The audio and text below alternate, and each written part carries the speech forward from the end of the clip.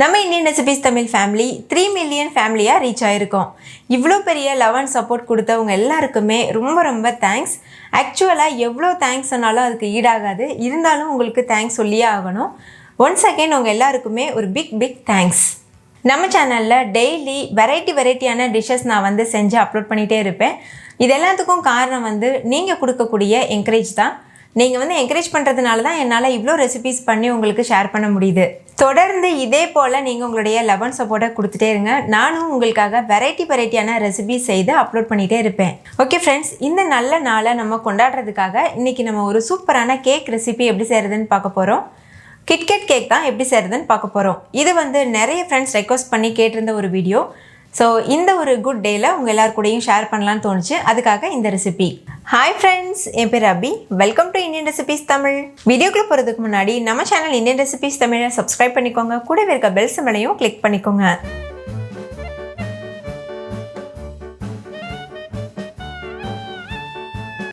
First இந்த recipe பண்ணுறதுக்கு ஒரு மிக்சிங் பவுலில் 4 முட்டை எடுத்துக்கோங்க.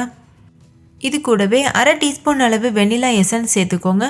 முட்டையோடவே நம்ம வெண்ணிலா எசன்ஸ் சேர்த்து மிக்ஸ் பண்ணும்போது தான் அதோட ஃப்ளேவர் அதாவது முட்டை ஃப்ளேவர் வராமல் இருக்கும். இப்போ ஒரு பீட்டர் வச்சு இது நல்லா பீட் பண்ணிக்கோங்க. இந்த முட்டை நல்லா ஃப்ளஃபியாக வர்றது வரைக்கும் நல்லா இதை பீட் பண்ணிக்கோங்க. இப்போ பாருங்கள், முட்டை நல்லா ஃப்ளஃபியாக வந்துருச்சு. இது வரைக்கும் பீட் பண்ணால் போதும். இப்போ ஒரு சன்னி வச்சுக்கோங்க. இதில் 1 கப் அளவு மைதா மாவு சேர்த்துக்கோங்க. இது 125 கிராம் அளவு மைதா மாவு இருக்கும். இது கூடவே 2 டேபிள் ஸ்பூன் கொக்கோ பவுடர் சேர்த்துக்கோங்க. கொக்கோ பவுடருக்கு பதிலாக நீங்கள் பிஸ்கட் இருக்குல்ல, சாக்லேட் பிஸ்கட், அதை நைஸாக அரைச்சிட்டு கூட சேர்க்கலாம். இது கூடவே 1 teaspoon baking powder, 1/2 teaspoon baking soda, இது ரெண்டும் சேர்த்துக்கோங்க. சேர்த்துட்டு இதை லேசாக கலந்துட்டு இது நல்லா ஜலிச்சு எடுத்துக்கோங்க. இதில் கொஞ்சம் கூட கப்பி இருக்கக்கூடாது, அந்த மாதிரி பார்த்து நல்லா ஜலிச்சுக்கோங்க. நல்லா ஜலிச்சதுக்கப்புறமா ஒரு விஸ்க் வச்சு இது போல் நல்லா மிக்ஸ் பண்ணிக்கோங்க. ஒரே டைரக்ஷனில் தான் கலக்கணும். 2 டைரக்ஷனில் மாற்றி நம்ம பண்ணோன்னா கேக் ஃப்ளஃபியாக வராது, கொஞ்சம் ஹார்டாக வர மாதிரி இருக்கும். இப்போ இது கூட 1/4 கப் அளவு ரிஃபைண்ட் ஆயில் சேர்த்துக்கோங்க. இது 60 ml எண்ணெய் இருக்கும். இது கூடவே 1/4 கப் காய்ச்சி ஆற வச்ச பால் சேர்த்துக்கோங்க. இதுவும் 60 ml அளவு பால் இருக்கும். இதையும் சேர்த்து நல்ல ஒரு விஸ்க் வச்சு மிக்ஸ் பண்ணிக்கோங்க. இப்போ பாருங்கள், இது நல்லா கலந்தாச்சு. இந்த அளவுக்கு நல்லா மிக்ஸ் பண்ணதுக்கப்புறமா இது கூட சுகர் பவுடர் சேர்க்கணும். அதாவது நார்மல் சர்க்கரையை நல்லா ஃபைனாக அரைச்சிட்டு சேர்க்கணும். 1 கப் அளவு சுகர் பவுடர் சேர்த்துக்கோங்க. சேர்த்துட்டு இதையும் நல்லா மிக்ஸ் பண்ணிக்கோங்க. நம்ம சர்க்கரை சேர்த்து மிக்ஸ் பண்ணும்போது இது நல்லா தண்ணியாக வரும். இந்த அளவுக்கு கெட்டியாக இருக்குல்ல, சர்க்கரை சேர்த்து மிக்ஸ் பண்ணும்போது நல்லாவே தண்ணியாக வரும். இப்போ பாருங்கள், இது நல்லா மிக்ஸ் பண்ணியாச்சு. இதை ஒரு ஸ்பேச்சுலா வச்சு ஓரங்களை எடுத்து விட்டுருங்க. எடுத்துகிட்டு மறுபடிக்கும் விஸ்க் வச்சு நல்லா கலந்துக்கோங்க. கலந்ததுக்கப்புறமா ஒரு கேக் ட்ரே எடுத்துக்கோங்க. இதில் உள்ளே நல்ல எண்ணெய் அப்ளை பண்ணிக்கோங்க. எல்லா இடத்துலையும் படுறது போல் எண்ணெயை எல்லா இடத்துலையும் அப்ளை பண்ணிக்கோங்க. இப்போ இதில் கொஞ்சமாக மைதா மாவு தூவிட்டு எல்லா இடத்துலையும் இதை ஸ்ப்ரெட் பண்ணிக்கோங்க. பாருங்கள், இந்த மாதிரி இது போல் டேப் பண்ணி ஸ்ப்ரெட் பண்ணிக்கணும். இந்த மாதிரி மைதா மாவு ஸ்ப்ரெட் பண்ணுறதுனால நம்ம கேக்கை டீமோல்டு பண்ணும்போது அது ஈஸியாக வெளியில் வரும்.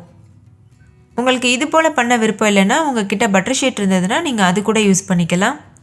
பட்டர் ஷீட் இல்லாதவங்களுக்காக நான் இந்த மெத்தடில் பண்ணியிருக்கேன். இப்போ கேக் ட்ரே ரெடியாக இருக்குது. இதில் நம்ம ஏற்கனவே மிக்ஸ் பண்ணி வச்சுருக்கிற மாவை சேர்த்துடணும். மாவோட கன்சிஸ்டன்சி பாருங்கள், இது பெர்ஃபெக்டான கன்சிஸ்டன்சி. நான் ஒரே கேக்காக ப்ரிப்பேர் பண்ணுறேன். நீங்கள் 2 டீனில் பாதி மாவாக சேர்த்து 2 கேக்காக கூட ப்ரிப்பேர் பண்ணலாம்.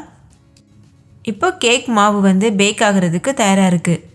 இப்போ நம்ம குக்கரில் பேக் பண்ண போகிறோன்றதுனால இது ரொம்ப முக்கியமான விஷயம். குக்கரில் விசில் போடக்கூடாது, அதே மாதிரி கேஸ் கட்டும் போடக்கூடாது. இது ரெண்டையும் ரிமூவ் பண்ணிவிட்டு எடுத்துக்கோங்க. இப்போ ஒரு குக்கர் சூடுபடுத்திட்டு அதில் கொஞ்சமாக உப்பு சேர்த்துக்கோங்க. 1 கப் அளவு உப்பு சேர்த்தா போதும். உப்பு சேர்த்து லேசாக ஸ்ப்ரெட் பண்ணிக்கோங்க. இப்போ குக்கரை மூடிட்டு ஹை ஃப்ளேமில் வச்சு ஒரு 10 நிமிஷத்துக்கு ப்ரீஹீட் பண்ணிக்கோங்க. அவனை நம்ம எப்படி ப்ரீஹீட் பண்ணுவோமோ அதே மாதிரி குக்கரையும் ப்ரீஹீட் பண்ணணும். ஸோ ஹை ஃப்ளேமில் இது ஒரு 10 நிமிஷம் இருக்கட்டும். 10 நிமிஷத்துக்கு அப்புறமா குக்கர் மூடி ஓப்பன் பண்ணிடுங்க. இது நல்லாவே ப்ரீஹீட்டாக இருக்கும். இப்போ நம்ம ஏற்கனவே செஞ்சு வச்சுருக்க கேக் ட்ரேயை உள்ளே வச்சுருங்க. குக்கர் ரொம்ப சூடாக இருக்கும், ஸோ நம்ம பார்த்து தான் வைக்கணும். இப்போ மூடி போட்டு மூடிட்டு லோ ஃப்ளேமில் வச்சு 40லேருந்து 50 நிமிஷம் வரைக்கும் வேக வச்சுக்கோங்க. கேக்கோட அளவை பொறுத்து நேரம் வந்து அதிகமாகவோ குறைவாகவோ இருக்கலாம். இடையிடையில் செக் பண்ணி பார்த்துக்கோங்க. எனக்கு கரெக்டாக ஒரு 45 நிமிஷம் வரைக்கும் ஆச்சு. இப்போ கேக் வெந்திருக்கான ஒரு கத்தியை இது போல் இன்சர்ட் பண்ணி பாருங்கள். கத்தியில் கொஞ்சம் கூட மாவு ஒட்டாமல் வந்திருந்ததுன்னா கேக் முழுமையாக வெந்திருக்குன்னு அர்த்தம். இப்போ இந்த கேக்கை வெளியில் எடுத்துகிட்டு நம்ம முழுமையாக இதை ஆற வச்சிடலாம். ஆறுனதுக்கப்புறமா நம்ம இதை கட் பண்ணிக்கலாம். கேக் முழுமையாக ஆறுனதுக்கப்புறமா ஒரு பிளேட்டில் இது போல் கவிழ்த்திக்கோங்க. இந்த கேக் வந்து சூப்பராக டிமோல்ட் ஆகி வந்துடும் பாருங்கள். இந்த மாதிரி இதை நம்ம திருப்பி வச்சுட்டு இந்த மேல் பாகத்தை நம்ம கட் பண்ணி எடுத்துடலாம். மேல் பாகம் வெடித்து வந்திருக்கிறதுனால நம்மளுக்கு அது தேவையில்லை. நம்ம க்ரீம் அப்ளை பண்ணல அப்படியே சாப்பிட போகிறோம்னா நீங்கள் இப்படியே கூட சர்வ் பண்ணலாம். ஆனால் நம்ம இன்றைக்கி க்ரீம் அப்ளை பண்ண போகிறதுனால மேலே இருக்க பாகத்தை கட் பண்ணிவிட்டு அதுக்கப்புறமா நம்ம இந்த கேக்கை 3 லேயராக கட் பண்ணிக்கலாம். இப்போ பாருங்கள், இந்த லேயரை நம்ம கட் பண்ணியாச்சு. இது நம்மளுக்கு தேவையில்லை.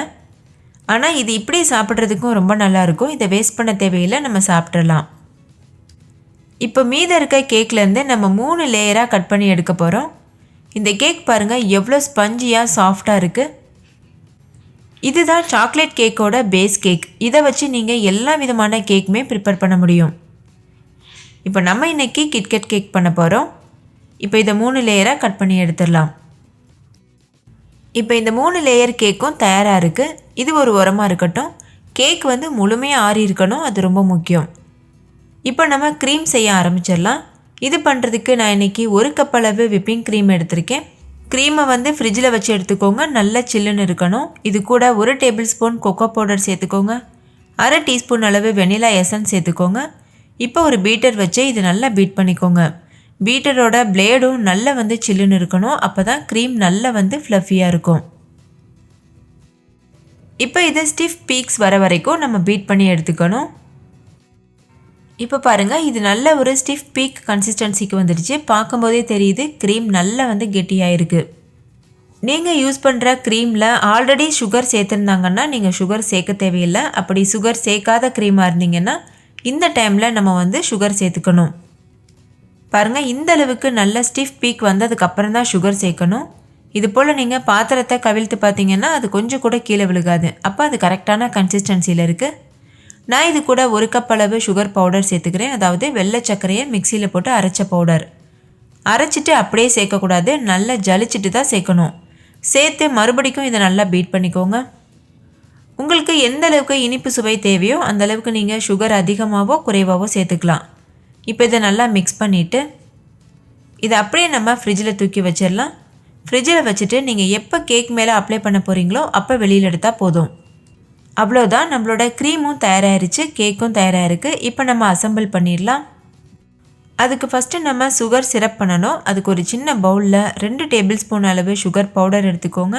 இது கூடவே 1/4 கப் அளவு தண்ணியும் சேர்த்து கொஞ்சம் கூட கட்டிகள் இல்லாமல் நல்லா மிக்ஸ் பண்ணிக்கோங்க. நல்லா கலந்துட்டு இது ஒரு உரமாக வச்சுருங்க. சுகர் சிரப் வந்து தயாராக இருக்குது. இது எதுக்காகனா கேக்கை மாய்ஸ்ட் பண்ணுறதுக்காக நம்ம யூஸ் பண்ணுவோம். இப்போ இது ஒரு உரமாக இருக்கட்டும். இப்போ ஒரு கேக் போர்டில் கொஞ்சமாக க்ரீம் அப்ளை பண்ணிக்கோங்க. அது மேலே நம்ம ஃபர்ஸ்ட் லேயர் கேக்கை வச்சிடலாம். நம்ம 3 லேயராக கேக்கை கட் பண்ணி வச்சுருக்கோம்ல, அதுலேருந்து ஒரு லேயர் எடுத்து இது மேலே வச்சுருங்க. இப்போ இது மேலே நம்ம சுகர் சிரப் வந்து சேர்க்கணும். நம்ம ஏற்கனவே ப்ரிப்பேர் பண்ணி வச்சுருக்கோம்ல, அதுலேருந்து ஒரு 2 ஸ்பூன் மட்டும் சேர்த்துக்கோங்க. பாருங்கள், இந்த மாதிரி இது சேர்க்குறதுனால கேக் நல்ல சாஃப்டாக மாய்ஸ்டாக இருக்கும், அதுக்காக சேர்க்குறோம். இதுக்கு மேலே ஒரு திக் லேயராக க்ரீம் வந்து அப்ளை பண்ணிக்கோங்க. உங்களுக்கு க்ரீம் அதிகமாக சாப்பிட பிடிக்கும்னா நிறையா வச்சுக்கலாம். அப்படி இல்லைனா தின் லேயராக கூட அப்ளை பண்ணிக்கலாம். க்ரீம் அப்ளை பண்ணிவிட்டு இது மேலே கொஞ்சமாக சாக்கோ சிப்ஸ் சேர்த்துக்கோங்க. இது நம்ம சாப்பிடும்போது இடையிடையில் கடிப்படும், அப்போ டேஸ்டியாக இருக்கும். சாக்கோ சிப்ஸ் வந்து முற்றிலும் ஆப்ஷனல். உங்களுக்கு விருப்பம் இல்லைன்னா நீங்கள் இதை ஸ்கிப் பண்ணிக்கோங்க. இப்போ இதுக்கு மேலே அடுத்த லேயர் கேக் வச்சுருங்க. இப்போ இது மேலேயும் சுகர் சிரப் நம்ம அப்ளை பண்ணிடலாம். இப்போ இது மேலே திக் லேயராக க்ரீம் வந்து அப்ளை பண்ணிக்கோங்க. க்ரீம் அப்ளை பண்ணதுக்கப்புறமா சாக்கோ சிப்ஸ் தூவிக்கோங்க. அடுத்தது கடைசி லேயர் கேக் வச்சுட்டு அது மேலேயும் சுகர் சிரப் வந்து சேர்த்துட்டு அதுக்கு மேலே நான் சொன்னது போல் க்ரீம் அப்ளை பண்ணிக்கோங்க. க்ரீம் இந்த டைம் நம்ம அப்ளை பண்ணும்போது கேக்கை முழுமையாக கவர் பண்ணுற மாதிரி எல்லா இடத்துலையும் அப்ளை பண்ணணும். இப்போ நம்ம கேக்கை முழுமையாக கவர் பண்ணி க்ரீம் அப்ளை பண்ணியாச்சு. இப்போ நம்ம இந்த கேக்கில் கத்தி வச்சு இது போல் கீறல்கள் சேர்த்துடலாம். அதாவது கேக்கில் படக்கூடாது, க்ரீமில் இது போல் 4 வந்து டிவைட் பண்ணிக்கோங்க. இது எதுக்காகனா நம்ம கேக் அலங்காரம் பண்ணும்போது நம்மளுக்கு யூஸ்ஃபுல்லாக இருக்கும். கீரல் போட்டதுக்கப்புறமா கிட்கேட்டை இது போல் தனித்தனியாக உடைச்சி எடுத்துக்கோங்க. இந்த ஓரத்தில் இந்த க்ரீமை ஒட்டி இது போல் வச்சுருங்க. இதே மாதிரி முழுமையாக கேக்கை கவர் பண்ணுற மாதிரி நம்ம பண்ணிடலாம். இதில் நம்ம நிறைய கிட்கேட்கள் இது மாதிரி ஒட்டுறதுனால குழந்தைங்களுக்கு பார்க்கும்போதே அவங்க ரொம்ப எக்ஸைட்டட் ஆயிடுவாங்க. அதனால் நீங்கள் குழந்தைங்களுக்கு பர்த்டே டைமில் இது போல் கேக் செஞ்சு தந்தீங்கன்னா ரொம்பவே ஹாப்பியாக இருப்பாங்க. இப்போ நம்ம எல்லா இடத்துலையும் கிட்கேட் வச்சு அலங்காரம் பண்ணியாச்சு. இப்போ இதுக்கு மேலே நம்ம 4 டிவைட் பண்ணியிருக்கோம்ல, அதில் ஒரு போர்ஷனில் நான் ரைஸ் பால்ஸ் வந்து சேர்க்குறேன். நீங்கள் இதெல்லாமே உங்களுக்கு விருப்பமான உங்களுக்கு என்ன சாக்லேட் பிடிக்குமோ அது வச்சு கூட நீங்கள் டெக்கரேட் பண்ணலாம். நான் வந்து ரைஸ் பால்ஸ் வச்சு டெக்கரேட் பண்ணியிருக்கேன். இன்னொரு போர்ஷனில் சாக்லேட் சிப்ஸ் சேர்த்துருக்கேன். அதுக்கப்புறமா மீதி இருக்க 2 பகுதியிலையும் நான் ஜெம்ஸ் வந்து சேர்க்க போகிறேன். ஒரு சைடு வந்து நல்ல கலர்ஃபுல்லாக எல்லா கலரும் சேர்ந்த மாதிரி ஜெம்ஸு, அதுக்கப்புறமா இன்னொரு சைடில் எல்லோவும் பச்சை கலரும் மட்டும் இருக்கிற மாதிரி. ஸோ இதெல்லாமே நம்மளோட க்ரியேட்டிவிட்டிஸ். உங்களுக்கு என்ன மாதிரி சாக்லேட் பிடிக்குமோ அந்த மாதிரி வச்சு நீங்கள் அரேஞ்ச் பண்ணலாம்.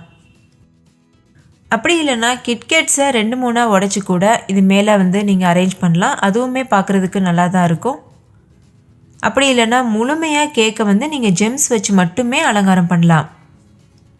அதாவது ஓரங்கள் எல்லாம் கிட்கேட் வச்சு அலங்காரம் பண்ணிவிட்டு மேல் பகுதியை வந்து முழுமையாக ஜெம்ஸ் வச்சு கவர் பண்ணுற மாதிரி. ஸோ நம்ம விருப்பத்திற்கு ஏற்ப நம்ம பண்ணிக்கலாம். ஸோ அவ்வளோதான் ஃப்ரெண்ட்ஸ், நம்மளோட டேஸ்டியான கிட்கேட் கேக் சூப்பராக தயாராகிருச்சு. இந்த கேக் வந்து 1 kg அளவு இருக்கும். ஸோ குக்கர்லேயே நம்ம சுலபமாக 1 kg கேக் வந்து ப்ரிப்பேர் பண்ணியிருக்கோம். நீங்களே பார்த்தீங்கல்ல எவ்வளோ சுலபமாக இருந்துச்சு. ஓகே, இப்போ நம்ம கட் பண்ணி செலிப்ரேட் பண்ணிடலாம். நீங்களே பாருங்கள் எவ்வளோ சாஃப்டாக கத்தி வந்து உள்ளறங்குது. இந்த கேக் ரொம்பவே சாஃப்டாக இருக்கும், ரொம்பவே டேஸ்டியாகவும் இருக்கும். ஸோ கண்டிப்பாக ட்ரை பண்ணி பாருங்கள். பார்க்கும்போது கேக் செய்கிறது கஷ்டமாக இருக்கலாம், ஆனால் வந்து நம்ம செய்யும்போது ரொம்பவே சுலபமாக இருக்கும். அப்போ தான் நம்ம வந்து ஃபீல் பண்ணுவோம் கேக் செய்கிறது எவ்வளோ சுலபம்னு சொல்லி. ஸோ கண்டிப்பாக ட்ரை பண்ணி பாருங்கள். ஓகே ஃப்ரெண்ட்ஸ், இந்த கிட்கேட் கேக் உங்கள் எல்லாருக்கும் ரொம்ப பிடிச்சிருந்தா லைக் பண்ணுங்கள், உங்கள் ஃப்ரெண்ட்ஸ் கூடயும் ஷேர் பண்ணுங்கள். நீங்களும் வீட்டில் செஞ்சு பார்த்துட்டு டேஸ்ட் எப்படி இருந்ததுன்னு கமெண்ட்டில் சொல்லுங்கள். தேங்க்யூ, பாய்.